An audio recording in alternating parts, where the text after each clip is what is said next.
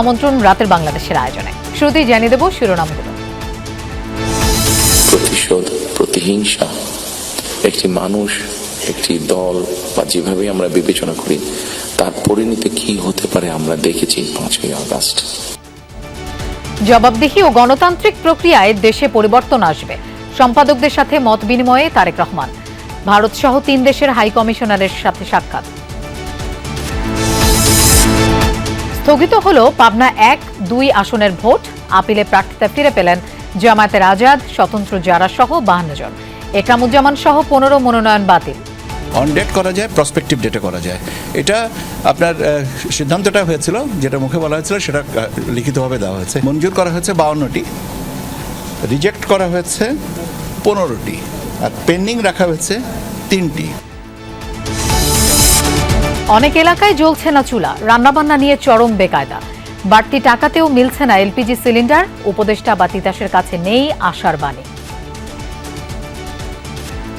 Gas আসলে তো থাকেই না, মানে মাঝে মাঝে আসে বলা যায়। সকালে নাস্তা বানাই, দুপুরে রান্না করি, ইন্ডাকশন চুলাতে। 10টা থেকে 3টা-4টা পর্যন্ত একদমই গ্যাস থাকে না। ভোট কেন্দ্রের নিরাপত্তা নিয়ে স্বাধীন কর্তৃত্ব চায় পুলিশ। আটকের পর থানা ঘেরাও করা হলে পরিস্থিতি নিয়ন্ত্রণ নিয়ে চিন্তা আইজিপির। আওয়ামী লীগের সন্ত্রাসীদের জামিনের দায় বিচারপতিদের, তাদের অপসারণে পদক্ষেপ নেওয়া উচিত ছিল প্রধান বিচারপতির, মন্তব্য আসিফ নজরুলের। এছাড়াও রাতের বাংলাদেশে আরো থাকছে। আইসিসির মেইল আসতে পারে সোম মঙ্গলবার, ভারতের কোনো ভেন্যুতেই বিশ্বকাপ খেলবে না বাংলাদেশ, জানালেন বিসিবি সভাপতি। আজকে কালকে তো দুবাই বন্ধ, সো হয়তো সোম মঙ্গলবারের দিকে হয়তো গভর্নমেন্টের সাথে আমরা আলোচনা করে সিদ্ধান্ত নেব, এবং যেখানে আমরা দাঁড়িয়েছিলাম এখন সেখানেই আছি।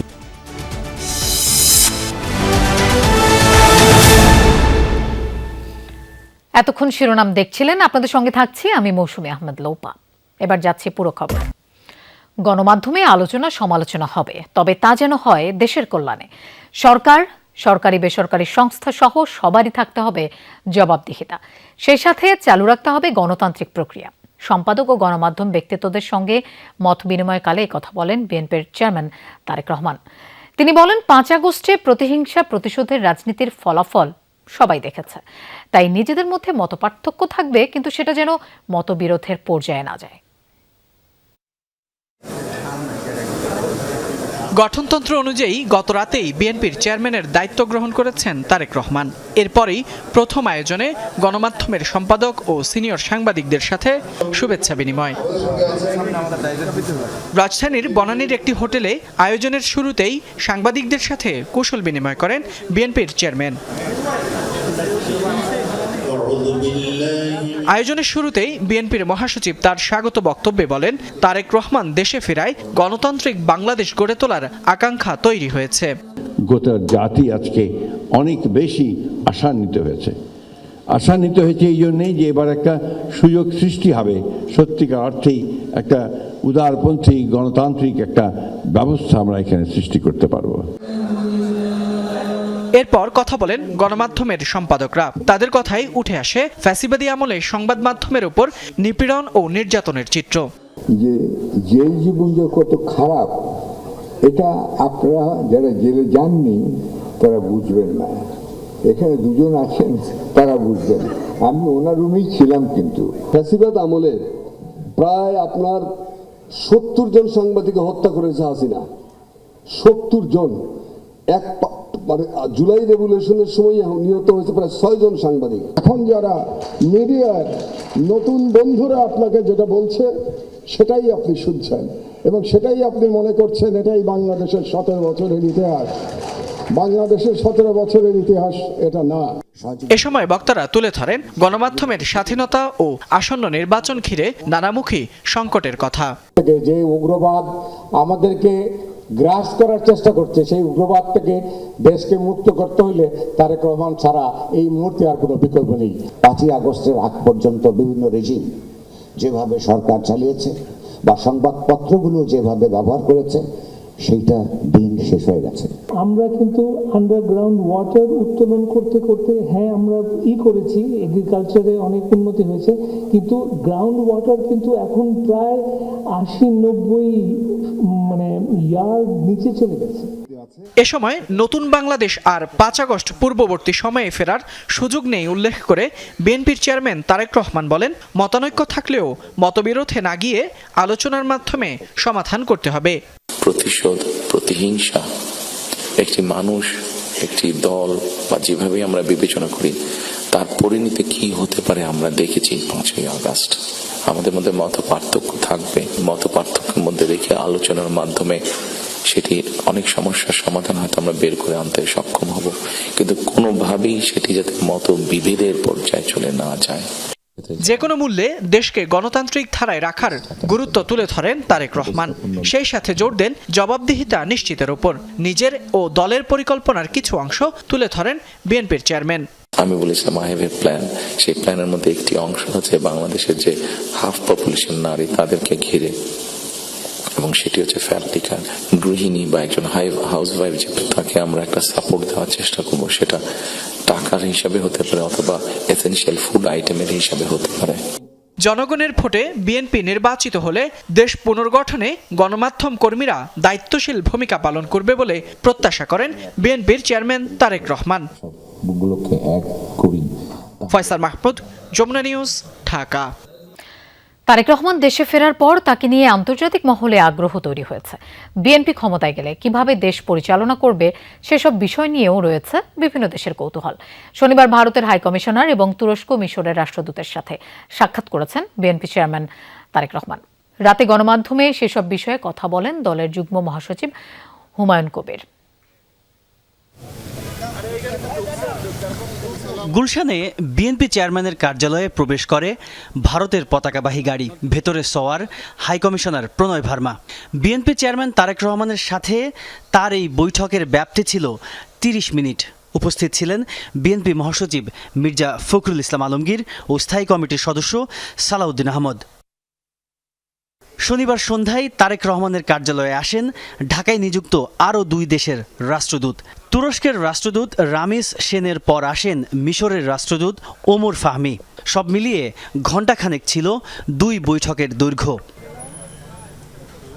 কোন দেশের সাথে কি নিয়ে আলাপ হয়েছে তা নিয়ে আলাদা করে না বললেও বিএনপির যুগ্ম মহাসচিব হুমায়ুন কবির জানান, পারস্পরিক উন্নয়নমূলক ও বাণিজ্যিক সহযোগিতা বাড়ানোর বিষয়ে আলোচনা হয়েছে সবার সাথে। আমাদের সরকারের পক্ষ থেকে এখানে মত বিনিময় হয়েছে, এক্সচেঞ্জ হয়েছে। উনার পরিকল্পনা, বিএনপি আগামীতে সরকার গঠন করলে কী ধরনের ডেভেলপমেন্ট প্ল্যান নিয়ে এগিয়ে যাবে, দেশকে করবে, দেশের মানুষকে নিয়ে কিভাবে কাজ করবে।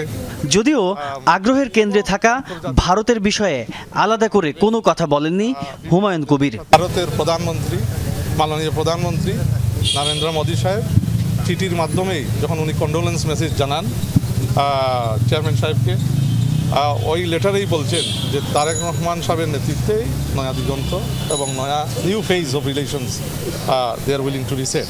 এদিন দুপুরে বিএনপি চেয়ারম্যান তারেক রহমানের সঙ্গে বৈঠক করে ইউরোপীয় ইউনিয়নের নির্বাচনী পর্যবেক্ষক দল। তাজনুর ইসলাম, যমুনা নিউজ, ঢাকা। পাবনা 1 ও 2 আসনের নির্বাচন স্থগিত করে প্রজ্ঞাপন দিয়েছে ইসি।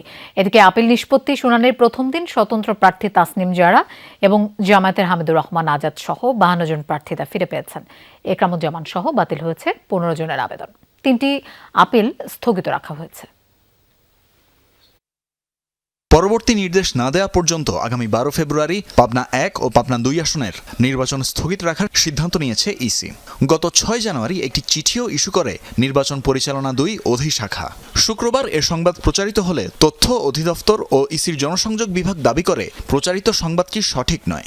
এ বিষয়ে ইসি সচিবকে জিজ্ঞেস করা হলে তিনি বলেন, তথ্যগত অসম্পূর্ণতার কারণে বিভ্রান্তি তৈরি হয়েছিল। এখানে একটু তথ্যগত অসম্পূর্ণতা ছিল, সেজন্য আপনারা যে চিঠিটা পেয়েছেন সেটাই আর কি বহাল। আপাতত এরপরে কার্যক্রমকে স্থগিত রাখা হয়েছে। পাবনা 1 আর 2 এর পরে রেট্রোস্পেক্টিভ এফেক্ট করা যায়, অন ডেট করা যায়, প্রসপেক্টিভ ডেটে করা যায়। এটা আপনার সিদ্ধান্তটা হয়েছিল, যেটা মুখে বলা হয়েছিল সেটা লিখিতভাবে দেওয়া হয়েছে। এদিকে আপিল নিষ্পত্তি কার্যক্রমের প্রথম দিন ছিল শনিবার। প্রতিদিন ৭০টি আপিল নিষ্পত্তির সিদ্ধান্ত নিয়েছে কমিশন।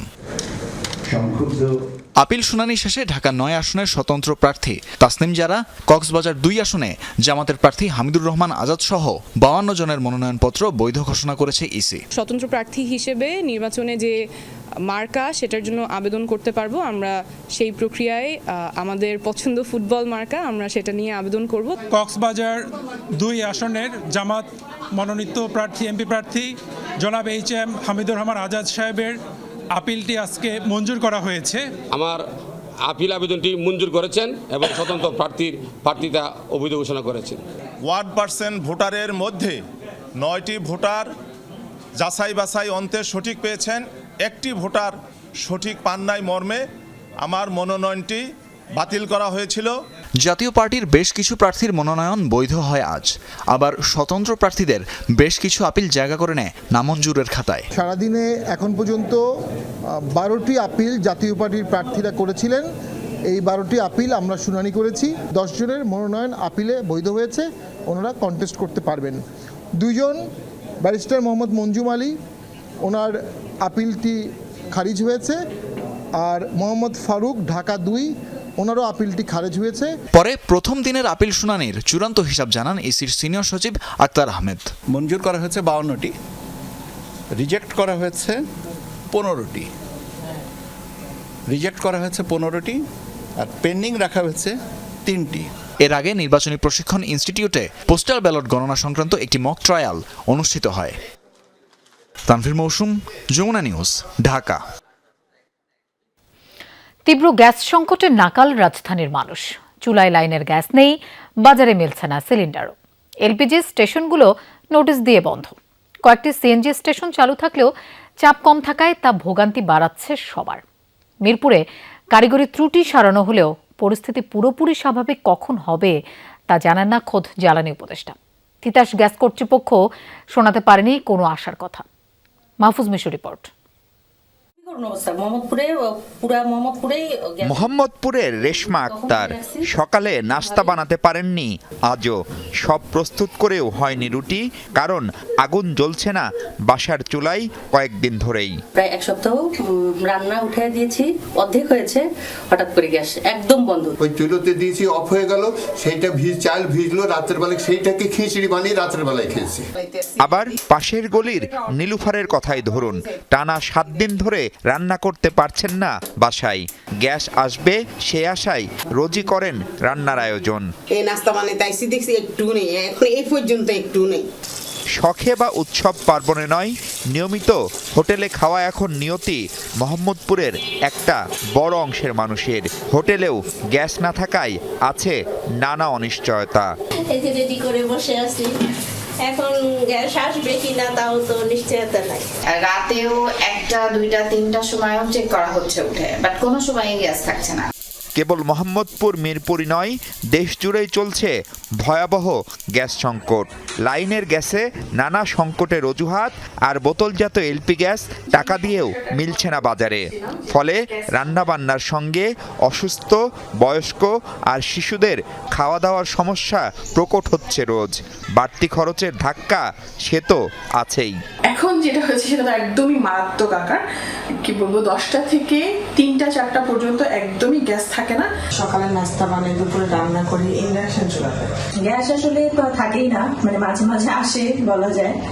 যানবাহনের গ্যাস অর্থাৎ সিএনজিও মিলছে না অনেক পাম্পে। যে 2-1টাই পাওয়া যাচ্ছে তাতে চাপ খুবই কম। 3 বার নেওয়ার পরে দেখেন এখন যে গ্যাস নিচ্ছে মাত্র 39 টাকা। কিভাবে আমরা গাড়ি চালাবো? অনেক পাম্পে নাই গিয়া, মোটামুটি আর কি চলে আর কি। ডাল আর আলু ভর্তা বা মাংসের মধ্যে হাত দেওয়া যাবে না। আর যানবাহনের এলপি গ্যাস তো ঘোষণা দিয়েই বন্ধ করে রেখেছে পাম্পগুলো। একদমই বন্ধ এখন আপাতত। লাইনে কোন সময় আসে আমাদের বলা মুশকিল। কাস্টমাররা বলে ভাই কি দেখি, আমরা বলি যে লাইনে তো গ্যাস নেই, তা কি করে দেবো আমরা। সামাজিক যোগাযোগ মাধ্যম ফেসবুকে জানতে চেয়েছিলাম ঢাকার কোন কোন এলাকায় তীব্র গ্যাস সংকট। দুপুর 3টা নাগাদ প্রায় 100 মানুষ সেখানে জানিয়েছেন তাদের তীব্র ভোগান্তির কথা। এই এলাকার মধ্যে মিরপুর থেকে মোহাম্মদপুর, বনশ্রী কিংবা রামপুরা, উত্তরা কিংবা গাজীপুর অর্থাৎ পুরো ঢাকা শহর জুড়েই গ্যাসের না থাকা এবং যেসব এলাকায় আছে সেখানে ন্যূনতম চাপ থাকার ভোগান্তির কথা জানিয়েছেন গ্রাহকরা। প্রশ্ন হচ্ছে এই অবস্থার পরিত্রাণ কবে কিভাবে ঘটবে? সপ্তাহখানেকের বেশি লাগবে মনে হয়।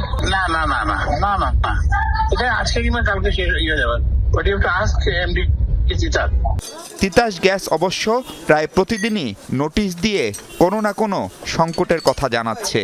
শনিবারও মিরপুর রোডের ক্ষতিগ্রস্ত ভালভ প্রতিস্থাপন করা হলেও সরবরাহ পুরোপুরি স্বাভাবিক হয়নি। লাইনের পানি কবে নাগাদ বের করতে পারবে এটা ডিপেন্ড করে হলো আসলে পানিগুলো যখন প্রেসার পাবে তখন আস্তে আস্তে রাইজার দিয়ে যাবে, যে মানুষের আসলে সার্ভিস লাইনগুলো হাউস লাইনগুলোতে চলে যাচ্ছে। এখন আমরা বলে দিচ্ছি লোকজনের আপনারা হাউস লাইন থেকে পানিগুলো বের করে নেন। এটা যেহেতু হাউস লাইনে আমরা হাত দিই না আসলে কাস্টমারের।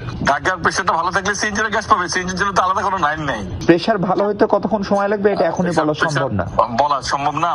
শীতে এমনিতেই গ্যাসের চাপ থাকে কম, তার উপর কারিগরি নানা সংকটে জটিল হয়ে উঠেছে দেশের গ্যাস সরবরাহ নেটওয়ার্ক। মাহফুজ মিশু, যমুনা নিউজ, ঢাকা। ত্রয়োদশ জাতীয় সংসদ নির্বাচনে কেন্দ্রের নিরাপত্তা নিয়ে স্বাধীন কর্তৃত্ব চায় পুলিশ। কারণ আটকের পর থানা ঘেরাও করা হলে সে সময় পুলিশের অথরিটি নিশ্চিত করা সম্ভব নয়। রংপুরে এই মন্তব্য করেছেন আইজিপি বাহারুল আলম। এদিকে সিলেটে স্থানীয় সরকার উপদেষ্টা আদিলুর রহমান খান জানিয়েছেন, ভোটের দিন আইন শৃঙ্খলা পরিস্থিতি নিয়ে কোনো দুশ্চিন্তা নেই। সিলেটের কেন্দ্রীয় বাস টার্মিনাল নাগরিক সুযোগ সুবিধা বাড়ানোর লক্ষ্যে টার্মিনালটি পরিদর্শন করেন স্থানীয় সরকার উপদেষ্টা আদিলুর রহমান খান। পরিদর্শন শেষে সাংবাদিকদের প্রশ্নের জবাবে উপদেষ্টা বলেন, ভোটের দিনে আইন শৃঙ্খলা পরিস্থিতি নিয়ে কোনো দুশ্চিন্তা নেই। উৎসবমুখর পরিবেশে নির্বাচন অনুষ্ঠিত হবে বলেও আশ্বস্ত করেন তিনি। দুশ্চিন্তার কোনো কারণ নাই। নির্বাচন অত্যন্ত আনন্দমুখর হবে। সবাই পরিবার পরিজন নিয়ে যারা ভোটার বয়স অনুযায়ী আছেন তারা একসঙ্গে যে ভোট দিবেন। উপদেষ্টা আরও বলেন, আগামী নির্বাচনের উল্লেখযোগ্য দিক হল গণভোট। ছাত্র জনতার রক্তে লেখা জুলাই সনদে হ্যাঁ ভোট আসাটা জরুরি। নির্বাচন কমিশন ভোটে লেভেল প্লেইং ফিল্ড নিশ্চিতে ব্যবস্থা নিয়েছে বলেও জানান উপদেষ্টা আদিলুর। এই নির্বাচনের মধ্যে সবচেয়ে গুরুত্বপূর্ণ জিনিসটা হচ্ছে যে বাংলাদেশের আগামী 100 বছরের জন্য যেটা দিক নির্দেশনা হবে গণভোটের মাধ্যমে। এদিকে পুলিশের মহাপরিদর্শক বাহারুল আলম বলেন, ভোট কেন্দ্রে নির্বিঘ্নে ভোট দেওয়া নিশ্চিত করার জন্য পুলিশের স্বাধীন কর্তৃত্ব প্রয়োজন। কাউকে আটক করলে যদি থানা ঘেরাও করা হয় তাহলে পুলিশের অথরিটি নিশ্চিত করা সম্ভব নয় বলেও মন্তব্য করেন তিনি। রংপুর পুলিশ লাইন্সে এক সভা শেষে এই মন্তব্য করেন তিনি। আমি পুলিশের প্রাইমেসি প্রতিষ্ঠার জন্য ভোট কেন্দ্রে শৃঙ্খলা রাখার জন্য, নির্বিঘ্নে ভোট দেওয়ার জন্য যে পরিবেশ তৈরি করতে হবে তার জন্য আপনি তো আমাকে অথরিটি দিবেন। এখন অ্যারেস্ট করলে আপনি ঘেরাও দিয়ে বসে থাকবেন থানার থেকে যে তাকে ছাড়তে হবে, তাহলে তো I do not have any authority. IGP বলেন, পুলিশের হারিয়ে যাওয়া অস্ত্রের মধ্যে এখনো পর্যন্ত 1330টি উদ্ধার করা সম্ভব হয়নি। তবে 13 ডিসেম্বর থেকে অপারেশন ডেভিল হান্টে বিভিন্ন দেশীয় বিদেশি 251টি অস্ত্র উদ্ধার করা হয়েছে। এছাড়া প্রতিটি ভোট কেন্দ্রে সিসিটিভি ক্যামেরা স্থাপন এবং ঝুঁকিতে থাকা 24,000 ভোট কেন্দ্রে পুলিশের বডি ক্যামেরা ক্রয়ের কার্যক্রম চলছে বলেও জানান পুলিশ প্রধান। গতকালের হিসাবে 1333 ছিল। আমরা আপনার ইন ডজনস শত আমরা উদ্ধার করতে পারছি না, একটা দুইটা করে উদ্ধার হচ্ছে, কিন্তু এটা যে আমরা করে ফেলতে পারবো উইদিন দিস টাইম সেটা হয়তো বা সম্ভব হবে না। এছাড়া 1,30,000 পুলিশকে নির্বাচনের জন্য প্রশিক্ষণ দেওয়া হয়েছে। 20 তারিখের মধ্যে 1.5 লাখের প্রশিক্ষণ সম্পন্ন হবে বলেও জানান বাহারুল আলম। জারিন অর্নি, যমুনা নিউজ। একদিকে খালেদা জিয়ার শূন্যতা, অন্যদিকে সংসদ নির্বাচন। এমন বাস্তবতায় বিএনপির চেয়ারম্যান হলেন তারেক রহমান। জিয়া পরিবারের উত্তরাধিকারী হিসেবে নয়, বরং নিজ নেতৃত্ব, সাংগঠনিক দক্ষতা আর কর্মপরিকল্পনার উপরই নির্ভর করছে তারেক রহমানের রাজনৈতিক ভবিষ্যৎ। তাকে ঘিরে ভীষণ আশাবাদী, আস্থাশীল আর উদ্যমী নেতাকর্মীরা। রাজনৈতিক বিশ্লেষক সিদ্দিকুর রহমান খান বলছেন, যোগ্যতার প্রমাণ দিয়ে বিএনপির সর্বোচ্চ পদে তারেক রহমান আসীন হলেও পথটা মসৃণ নয়। আরফিন শাকিলের প্রতিবেদন। 2018 সালে বিএনপি চেয়ারপারসন খালেদা জিয়া কারাবন্দী হওয়ার পর দলের সিনিয়র ভাইস চেয়ারম্যান থেকে ভারপ্রাপ্ত চেয়ারম্যান হন তারেক রহমান। আগামী যে সময়টা আসছে এটা কিন্তু একটা পরিবর্তনের সুযোগ। মূলত তখন থেকেই পান দলকে নেতৃত্ব দেওয়ার সুযোগ। গেল 7 বছর সব আন্দোলন সংগ্রাম, রাষ্ট্র মেরামতের 31 দফা আর দেশ নিয়ে বিএনপির ভবিষ্যৎ পরিকল্পনা তার হাত ধরেই। মা বেগম খালেদা জিয়ার মৃত্যু 2 সপ্তাহের ব্যবধানে শুক্রবার দলের স্থায়ী কমিটির বৈঠকে বিএনপি চেয়ারম্যানের দায়িত্ব গ্রহণ করেন তিনি, যা দলের গঠনতন্ত্র অনুযায়ী অবধারিতই ছিল। তারেক রহমান চেয়ারম্যানের দায়িত্ব গ্রহণ করায় সন্তোষ প্রকাশ করেছে। ফলে 4 দশকের বেশি সময় পর নতুন নেতা পেল বিএনপি, যার প্রতিষ্ঠাতা সাবেক সেনাপ্রধান ও রাষ্ট্রপতি জিয়াউর রহমান। মাঝে 3 বছর বিচারপতি সত্তারের নেতৃত্ব বাদ দিলে জিয়া পরিবারই 44 বছর ধরে দলের কাণ্ডারি। তার নিজের যোগ্যতা, তার নিজের মেধা দিয়ে সংগঠনের আজকে শীর্ষ পর্যায়ে সে পৌঁছাইছেন। রাজনীতির যে গুণগত পরিবর্তন, যে পজিটিভ চিন্তাভাবনা, ওনার নেতৃত্বে এই দেশে রাজনীতিতে পরিবর্তন আসুক। উনি আমাদের সঠিক দিক নির্দেশনার মাধ্যমে আমাদের দলকে বিজয়ী করে নিয়ে আসতে পারবেন। জিয়া রহমানের মৃত্যুর পর খালেদা জিয়াই মূলত বিএনপিকে জনভিত্তির উপর দাঁড় করান। দলের জন্য আপাতত বৈরী পরিবেশ না থাকলেও 17 বছরের আন্দোলনের সফল সমাপ্তির হাতছানি ফেব্রুয়ারির সংসদ নির্বাচন। কেমন হতে পারে তারেক রহমানের রাজনীতির পরবর্তী অধ্যায়? এই জায়গাটা তার জন্য খুব মসৃণ না। একসময় যারা তাদের সাথে জোটবদ্ধভাবে রাজনীতিতে, এখন তারা তাদের জন্য প্রধান চ্যালেঞ্জ। তারেক রহমানের জন্য সুবিধা হলো যে তিনি দেশের বাইরে থাকলেও দল পরিচালনায় সক্রিয়ভাবে তিনি যুক্ত থাকায় যে পরিবর্তিত বাস্তবতাটা, সেটা তার তিনি এটা ভালোভাবে বুঝেন। তার যে কর্মকাণ্ড, বক্তব্য, কথা বলা, এগুলো দেখে কিন্তু আমাদের মধ্যে এক ধরনের আশাবাদ জাগ্রত হয়েছে যে তিনি একজন পরিবর্তিত তারেক রহমান হিসেবে বাংলাদেশে এসেছেন এবং তিনি অত্যন্ত ম্যাচিউর। পাশাপাশি অতীত থেকে শিক্ষা নেওয়ারও পরামর্শ দিলেন ঢাকা বিশ্ববিদ্যালয়ের এই শিক্ষক। কেবলমাত্র তারুণ্যের উপর নির্ভর করেও যেমন সামনের দিকে এগিয়ে যাওয়া যাবে না, আবার প্রবীণদের উপরও নির্ভর করে না। এই দুইটা অংশকে সমন্বয় করেই তাকে যেতে হবে সামনের দিকে, এবং এই বুদ্ধটুকু তার নিশ্চয়ই আছে এবং আমরা বিশ্বাস করতে চাই যে অতীত থেকেও তিনি কিছু শিক্ষা নিয়ে সামনের দিকে যাবেন। তারেক রহমান চেয়ারম্যান মনোনীত হওয়ায় দলের সিনিয়র ভাইস চেয়ারম্যান পদটি শূন্য। কে আসতে পারেন এই পদে তা নিয়ে চলছে জল্পনা কল্পনা। তবে পরবর্তী কাউন্সিলের আগ পর্যন্ত বিএনপির গুরুত্বপূর্ণ পদটি ফাঁকা থাকারই সম্ভাবনা দেখছেন নেতারা। 1988 সালে বগুড়ার গাবতলী উপজেলা বিএনপির সাধারণ সদস্য হিসাবে দলে যোগদান করেন তারেক রহমান। এরপর নানা চড়াই উতরাই পার করে প্রায় 3.5 দশক ধরে নানান ভূমিকায় দলে অবদান রাখেন জিয়া রহমান ও খালেদা জিয়া দম্পতির বড় ছেলে। নেতাকর্মীদের বিশ্বাস, তারেক রহমান দলের চতুর্থ চেয়ারম্যান হিসেবে শুধু সাংগঠনিকভাবে নয়, ভোটের মাঠেও সফল হবেন। তার নেতৃত্বে সম্ভাবনাময় নতুন বাংলাদেশে পথ করে উঠবে জাতীয়তাবাদের পতাকা। আরিফিন শাকিল, যমুনা নিউজ, ঢাকা। কাল পরশুর মধ্যে জামায়াত জোটের চূড়ান্ত আসন সংখ্যার ঘোষণা আসবে, এমনটা জানিয়েছেন শরিক এনসিপির আহ্বায়ক নাহিদ ইসলাম। ইউরোপিয়ান ইউনিয়নের মুখ্য নির্বাচন পর্যবেক্ষক আইভার্স ইজাবসের সঙ্গে বৈঠক শেষে একথা জানান তিনি। বলেন, নির্বাচন পর্যবেক্ষণে বড় টিম পাঠাচ্ছে ইউরোপীয় জোট, কারণ বাংলাদেশের সুষ্ঠু নির্বাচন দেখতে চায় তারা। নিরপেক্ষভাবে কাজ করবে ইইউ প্রতিনিধিরা। বৈঠকে লেভেল প্লেইং ফিল্ড নিয়ে শঙ্কার কথা জানিয়েছে এনসিপি। নাহিদ বলেন, বিশেষ একটি রাজনৈতিক দলকে নিরাপত্তা দিচ্ছে সরকারি কর্মকর্তারা, যে কারণে গণমাধ্যম ও জনগণের কাছে ভুল বার্তা যাচ্ছে। তার আশঙ্কা, ওসমান হাদির খুনিদের গ্রেফতার করা না গেলে আরও বেশি নিরাপত্তাহীন হয়ে পড়বে ভোটের পরিবেশ। নির্বাচন কমিশনের বিরুদ্ধে পক্ষপাতের অভিযোগ তুলেন এনসিপি আহ্বায়ক। বলেন, ঋণ খেলাপিদেরও মনোনয়ন বৈধ করছে ইসি।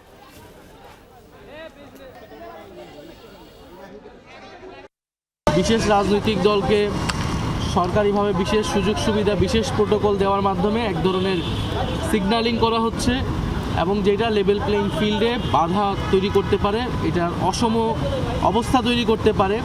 কারণ প্রশাসনের বিভিন্ন স্তরে কিন্তু এইটা এক ধরনের মেসেজ যায় সরকার কার পক্ষে আছে। গণমাধ্যমের উপর হামলা, গ্রেফতার এবং মব সন্ত্রাসী সরকারের ব্যর্থতার সমালোচনা করেছেন রাজনীতিবিদ, আইনজীবী এবং সাংবাদিকরা। তাদের অভিযোগ, এমন ব্যর্থতার পরও দায় নিয়ে কোনো উপদেষ্টা পদত্যাগ করেননি। জবাবে আইন উপদেষ্টা বলেন, কয়েকজন উপদেষ্টা বিভিন্ন সময় পদত্যাগ করতে চেয়েছিলেন, কিন্তু পুরো দলের মনোবল ধরে রাখার স্বার্থে প্রধান উপদেষ্টার অনুরোধে তারা সেই সিদ্ধান্ত প্রত্যাহার করেন। গণতান্ত্রিক চর্চা বা রাজনৈতিক দলগুলোর মধ্যে ডেমোক্রেটিক যে আপনার রাজনৈতিক দল, মানবাধিকার এবং মত প্রকাশ নিয়ে সেন্টার ফর গভর্নেন্স স্টাডিজের সেমিনার। মতামত তুলে ধরেন রাজনীতিবিদ, আইনজীবী, সাংবাদিকরা। অন্তর্বর্তী সরকারের দুইটা প্রায়োরিটি বিষয় সংস্কার এবং বিচার, যাই হোক এগুলো তো এখন প্রশ্নবিদ্ধ হয়েছে। র্যাবের মতো একটি প্রতিষ্ঠানকে এখনো লিডিং পর্যায়ে অপারেশন করার দায়িত্ব দিয়ে রাখা হয়েছে, যেখানে র্যাবকে বিলুপ্ত করার দাবি ছিল দেশে বিদেশে। জুলাই যোদ্ধাদের ইন্ডেমনিটি দেওয়ার জন্য একটা অধ্যাদেশ জারি করছে। আমরা বলছি যে এটা খুবই নিন্দনীয়, এই ইন্ডেমনিটি কালচারটা সেটা রহিত করা দরকার। গণমাধ্যমকে অন্যায়ের প্রতিবাদে সরব হওয়ার আহ্বান জানান বক্তারা। এখন অনেক সাংবাদিক আছেন যারা 14 মাসে আটক হয়ে আছেন, সেটা নিয়ে আপনারা কি কথা বলতে চান না? আপনার সাংবাদিকরা যদি না কথা বলেন, কে কথা বলবে এটা নিয়ে? আচ্ছা, সবাই মিলে যদি বলেন, সবাইকে তো আর তকমা লাগাতে পারবেন না। বক্তারা সমালোচনা করেন আইন শৃঙ্খলা রক্ষায় সরকারের ব্যর্থতার। পুলিশ, সেনাবাহিনী তারা নীরব ভূমিকায়। আবার দুই একজন উপদেষ্টা ফেসবুকে লেখছেন আমরা 4 ঘন্টা ধরে ট্রাই করছি, চেষ্টা করছি। What is this? আপনি সরকার, আপনি সরকারের দায়িত্বশীল ব্যক্তি। আপনি যদি বলেন 4 ঘন্টাও আমি নিয়ন্ত্রণে আনতে পারি নাই, দ্যাট মিন্স আপনি ওই চেয়ারে থাকার যোগ্যতা হারিয়েছেন।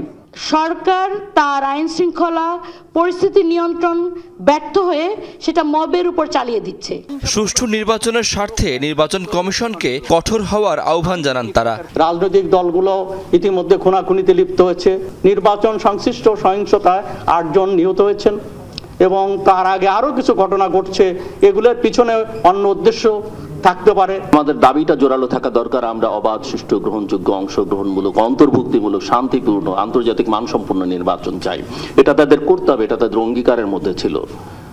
না করতে পারলে সেই ব্যর্থতার দায় তাদের স্বীকার করতে হবে। কিন্তু হয়ে যাক একটা নির্বাচন, যেন তেন একটা নির্বাচন, তাহলে আর শেখ হাসিনা অন্যায় আর দোষ কি করেছিল? একটা সরকারের জন্য যে কোনো একটা নির্বাচন হলেই হলো, বাট এই যে জেনুইন নির্বাচন হওয়ার যে সম্ভাবনাটা, এটা নষ্ট করতেন স্বয়ং ডক্টর ইউনূস।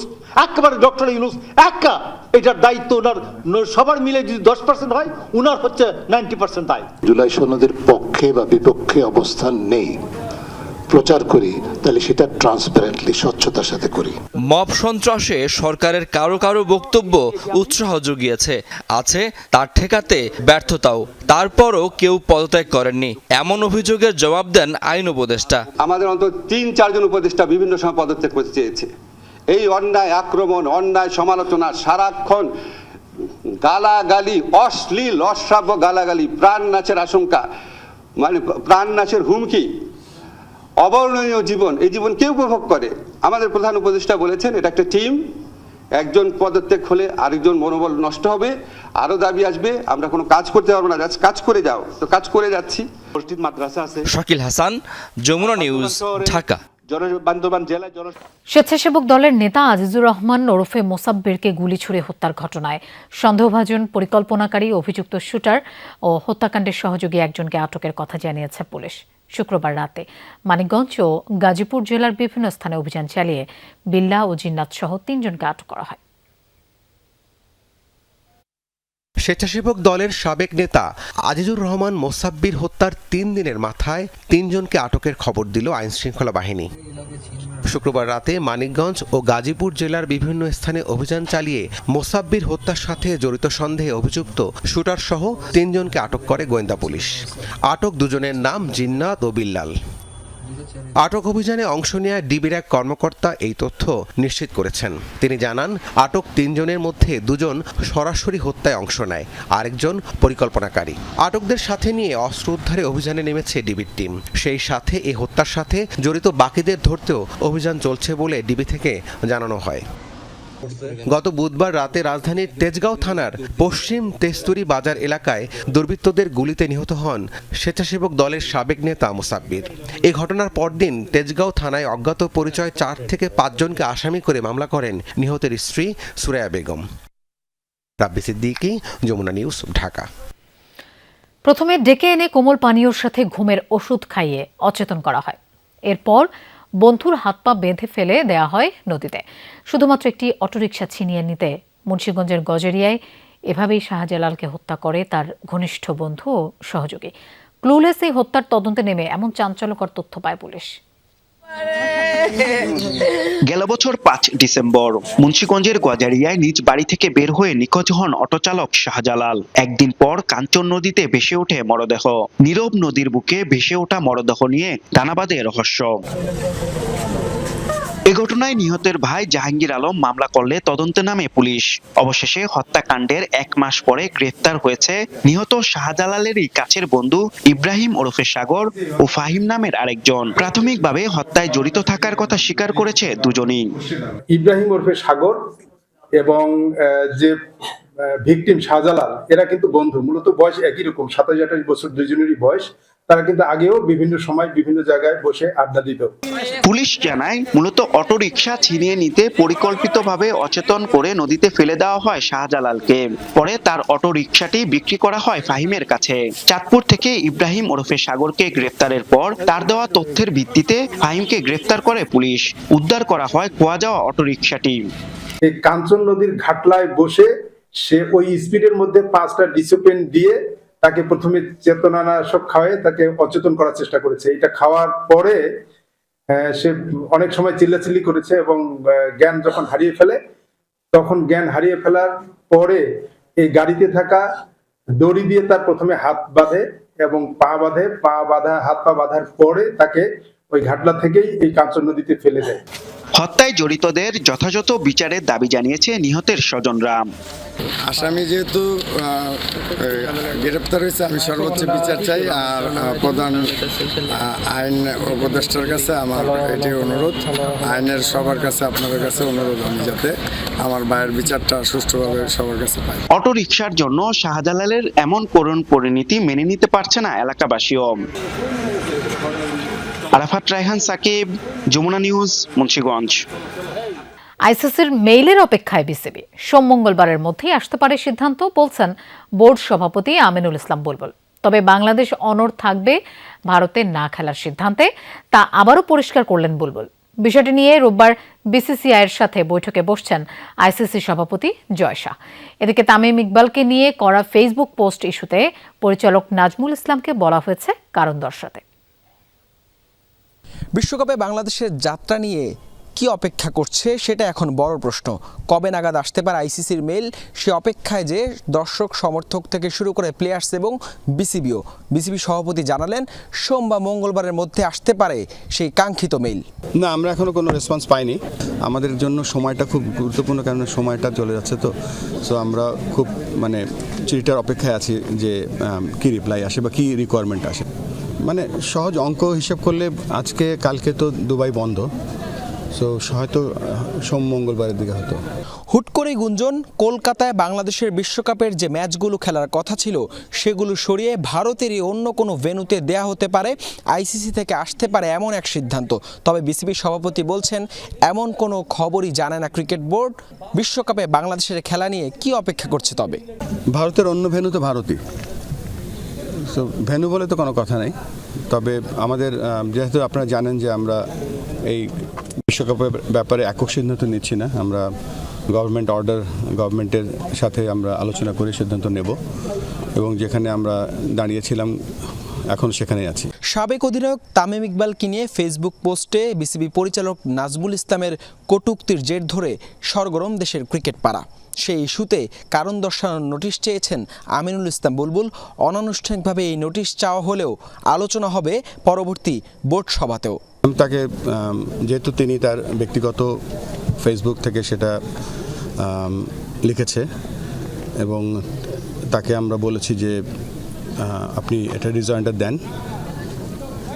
তার উপরে আমার কাছে মনে হচ্ছে যে একজন বাংলাদেশ জাতীয় দলের অধিনায়ককে আমরা যেভাবে দেখেছি, যেভাবে পারফরমেন্স করেছে, তাকে শুধু তাকে না, এই ব্যাপারটা হয়তো আমাদের লেখার আগে একটু চিন্তা করা উচিত ছিল, রেসপেক্ট করা উচিত ছিল। ভারতীয় সংবাদ মাধ্যম এনডিটিভির খবর, বাংলাদেশের ইস্যুতে রোববার বিসিসিআইয়ের সঙ্গে বসতে যাচ্ছেন আইসিসির সভাপতি জয় শাহ। নিশ্চয়ই দ্রুতই আসছে সমাধান, তবে প্রশ্ন সেটা কি বাংলাদেশের পক্ষে নাকি বিপক্ষে? হাসান আল মারুফ, যমুনা স্পোর্টস, সিলেট আন্তর্জাতিক ক্রিকেট স্টেডিয়াম, সিলেট। সরকার পতনের আন্দোলনের বিরোধিতা করে এবার পাল্টা বিক্ষোভ হয়েছে ইরানে। শনিবার ইসলামী বিপ্লবী সরকারের পক্ষে দেশজুড়ে র্যালি অনুষ্ঠিত হয়, যাতে অংশ নেন লাখ লাখ মানুষ। ইরানের সার্বভৌমত্ব এবং নাগরিকদের রক্ষায় কঠোর হওয়ার হুঁশিয়ারি দিয়েছে দেশটির সামরিক বাহিনী। এদিকে ইরানে আবারও অভিযানের হুমকি দিয়েছেন মার্কিন প্রেসিডেন্ট ডোনাল্ড ট্রাম্প। বিপ্লবী ইসলামী সরকারের পক্ষে শনিবার পথে নামেন লাখো লাখো মানুষ। তেহরান সহ ইরানের বিভিন্ন স্থানে অনুষ্ঠিত হয় এই র্যালি। আন্দোলন বিক্ষোভের নামে ইরানকে অস্থিতিশীল করা হচ্ছে বলে অভিযোগ করা হয় এসব সমাবেশ থেকে। যে কোনো মূল্যে সহিংসতা প্রতিহত করার ঘোষণাও আসে। এদিকে চলমান পরিস্থিতি নিয়ে ব্রিফ করে ইরানের সামরিক বাহিনী। যে কোনো মূল্যে দেশের সার্বভৌমত্ব, অবকাঠামো এবং জনসাধারণের সম্পত্তি রক্ষার অঙ্গীকার করে সেনাবাহিনী। যে কোনো হামলা ঠেকানোর পাশাপাশি পাল্টা অভিযানের প্রস্তুতি নেওয়া হচ্ছে বলেও জানানো হয়। এদিকে সরকারি কড়াকড়ি সত্ত্বেও অব্যাহত আছে দেশ জুড়ে বিক্ষোভ। নতুন করে নিরাপত্তা বাহিনীর আরও 2 সদস্যের মৃত্যুর খবর দিয়েছে সরকার। বিভিন্ন পশ্চিমা গণমাধ্যমের দাবি, নিরাপত্তা বাহিনীর গুলিতে প্রাণ গেছে 2 শতাধিক আন্দোলনকারীর। সরকার সমস্যা সমাধানের জন্য বিভিন্ন শ্রেণীর মানুষের সাথে যোগাযোগের চেষ্টা করছে। যুক্তরাষ্ট্র ও ইসরায়েল উভয়ই আনুষ্ঠানিকভাবে জানিয়েছে যে এই দাঙ্গায় তাদের হস্তক্ষেপ ও ভূমিকা রয়েছে। তারা শান্তিপূর্ণ বিক্ষোভকে দাঙ্গায় পরিণত করেছে। প্রতিদিনই ইরানের অভ্যন্তরীণ অস্থিরতায় হস্তক্ষেপের হুঁশিয়ারি দিচ্ছেন মার্কিন প্রেসিডেন্ট ট্রাম্প। আবারও ইরানে হামলার ইঙ্গিত দেন তিনি। আমরা পরিস্থিতি খুব সাবধানে পর্যবেক্ষণ করছি। যদি তারা অতীতের মতো মানুষ হত্যা শুরু করে, তাহলে আমরা এর সাথে জড়াবো, তাদের শিক্ষা দেব। এদিকে সরকারের বিরুদ্ধে দমনপীড়ন চালানোর অভিযোগ তুলে নিন্দা জানিয়েছে জাতিসংঘ। ইন্টারনেট ব্ল্যাকআউট এবং স্থানীয় গণমাধ্যমে বিক্ষোভকারীদের সন্ত্রাসী আখ্যা দেয় উদ্বেগ প্রকাশ করে সংস্থাটি। মীর মুশফিকা হাসান, যমুনা নিউজ। দর্শক, এই ছিল রাতের বাংলাদেশের আয়োজনের। এতক্ষণ সাথে থাকার জন্য ধন্যবাদ সবাইকে। শুভরাত্রি।